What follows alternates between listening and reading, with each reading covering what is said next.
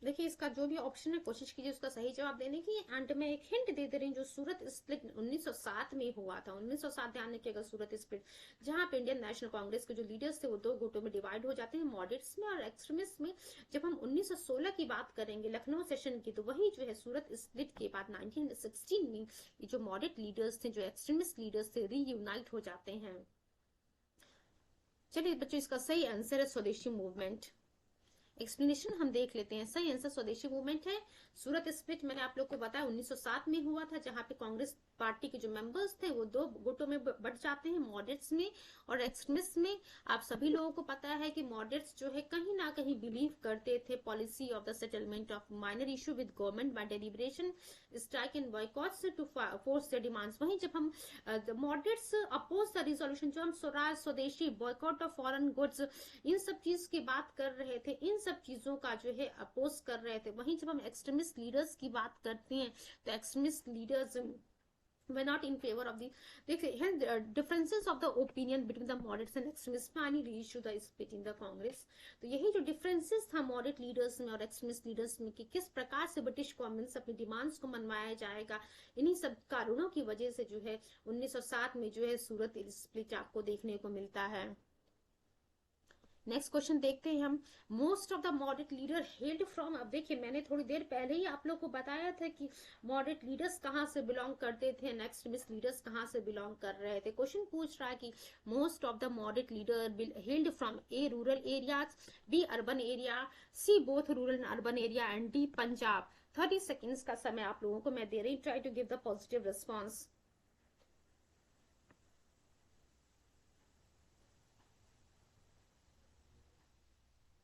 देखिए बच्चों, इसका सही आंसर है मॉडरेट लीडर्स की हम बात करें, अर्बन एरिया से बिलोंग कर रहे थे। मैंने आप लोग को कहा था कि अर्बन एरिया से बिलोंग कर रहे थे, वेल एजुकेटेड एडवोकेट्स थे, इंजीनियर्स थे, लॉयर्स थे, सभी के सभी इसमें जो है बहुत ही ज्यादा पढ़े लिखे लोग थे। एंड एक वजह ये बनती है, आपको देखने को मिलेगा कि मॉडरेट लीडर्स जो है मास को जो है इंडियन नेशनल कांग्रेस की तरफ अट्रैक्ट करने में फेल हो जाते हैं। बी आंसर इसका सही है, अर्बन एरिया से। During the year of liberal politics दादा भाई नेरोजी, फिरोज शाह मेहता, दीन शाह वाचा, उमेश बनर्जी, सुरेंद्र नाथ बनर्जी, ये सभी मॉडरेट लीडर्स थे जो कि अर्बन एरिया से बिलोंग कर रहे थे। आप कह सकते हैं कि 1885 से 1905 का जो पीरियड था मॉडरेट लीडर्स के द्वारा डोमिनेट कराया जाए, वहां पे जो कांग्रेस में जो है डोमिनेशन था मॉडरेट लीडर्स का। देखो middle class scholars like barrister's, doctors, engineers, journalist, literary people was found during this period. यही सब चीजें बातें लिखी हुई अर्बन एरिया से एजुकेटेड पर्सन थे। देन नेक्स्ट क्वेश्चन हम देखते हैं बच्चों।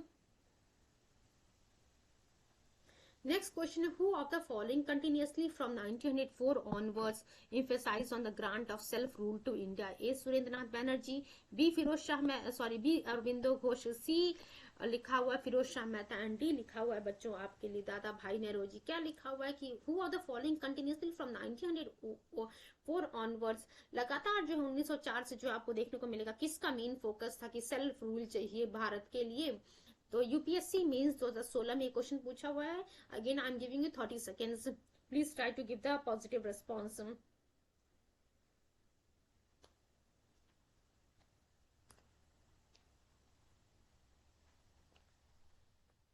देखिए बच्चों, आज इसका सही आंसर है डी, दादा भाई नेरोजी। एक्सप्लेनेशन हम देख लेते हैं। 1904, in the 1904 first time दादा भाई नेहरू जी डिमांडेड स्वराज और सेल्फ रूल और सेल्फ गवर्नमेंट। स्वराज का मतलब ही होता है सेल्फ रूल या फिर self government. In international socialist Congress for India and continuously emphasize on the grant of self rule in India। उम्मीद करते हैं चीजें आप लोगों को क्लियर हो रही होंगी। जब इनका 1906 in his presidential address in 1996 he demands self rule at the Indian national Congress forum.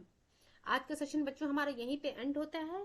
Thank you so much and please like, share and subscribe the channel grand master 316। Once again thank you so